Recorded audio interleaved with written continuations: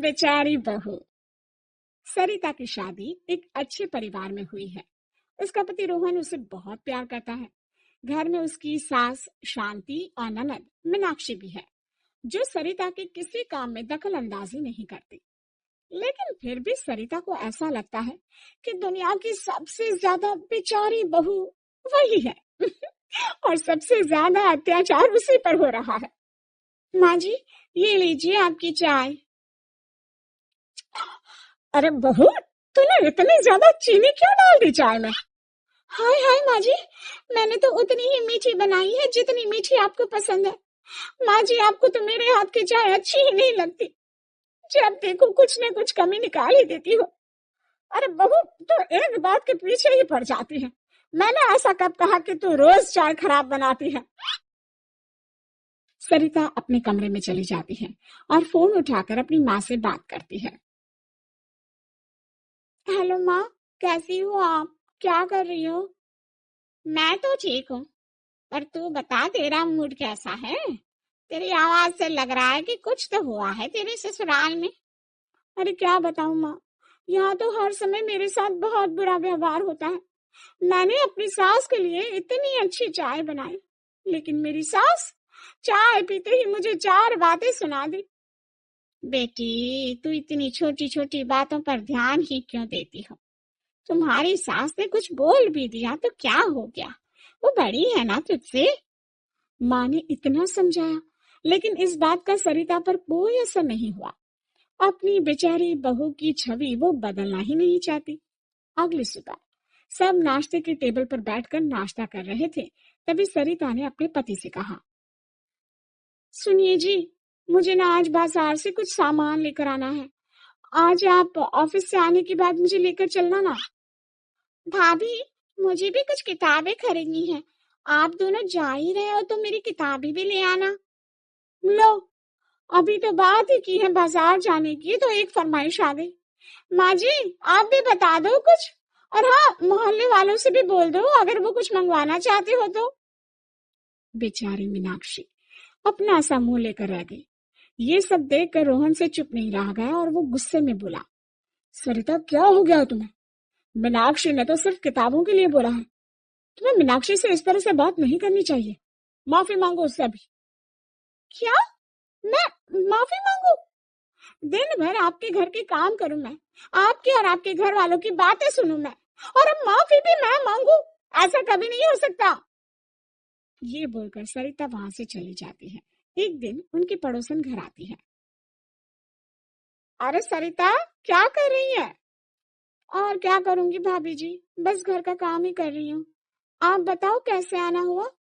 अरे मैं तो तुम्हारा हालचाल पूछने आई थी, लेकिन तुम तो बिजी लग रही हो। कोई बात नहीं, मैं बाद में आ जाऊंगी। और क्या करूं भाभी जी, जब से शादी होकर आई हूँ ना, बस काम ही कर रही हूँ। और इस घर में ना कोई मेरी कदर नहीं करता। पति है जो बस घर से ऑफिस, ऑफिस से घर। ननद को तो कॉलेज से फुर्सत नहीं। बची सास तो उनका सारा समय मेरी गलतियां निकालने में लग जाता है। अरे ये क्या कह रही हो सरिता? तुम्हारी सास तो पूरे मोहल्ले में तुम्हारी तारीफ करती फिरती है कि तुम बहुत अच्छी हो, पूरा घर तुम्ही ने संभाल रखा है। हाँ तो क्या हुआ, इसमें गलत क्या कहती है? सच्ची तो कहती है। मेरी मर्जी के बिना इस घर का पत्ता भी नहीं हिलता। शाम को जब रोहन घर आया तो उसने सबसे कहा, कल हम सबको मौसी जी के घर जाना है, उनकी बेटी की शादी है। सब अपनी अपनी पैकिंग कर लो, सुबह होते ही निकल जाएंगे। और सरिता, तुम कान खोलकर सुन लो, वहां जाकर किसी की बुराई भलाई शुरू मत कर देना, नहीं तो मुझसे बुरा कोई नहीं होगा। हाय हाय जी, आप तो ऐसे कह रहे हो जैसे मैं सुबह शाम सबकी बुराई करती फिरती हूँ। आज तक कोई कह नहीं सकता कि मैंने किसी की पीठ पीछे किसी के बारे में कोई बुरी बात बोली हो तो। अरे बस बहू, बात को और ज्यादा आगे मत बढ़ा। हमें सब पता है तो हमारे साथ क्या व्यवहार करती है। ये बात घर तक रखना, शादी में किसी को कुछ मत बोलना, नहीं तो सब कहेंगे कि शांति की बहू कितना बोलती है। हाँ हाँ, सब कुछ तो मैं ही बोलती हूँ ना। आप लोग तो हर समय फूलों की बारिश करते रहते हो मेरे ऊपर। सारी गलती मेरी है जो मैं इस घर में आई, सबका कितना ध्यान रखती हूँ, लेकिन फिर भी मेरी तो आप लोगों की नजर में कोई कदर ही नहीं है।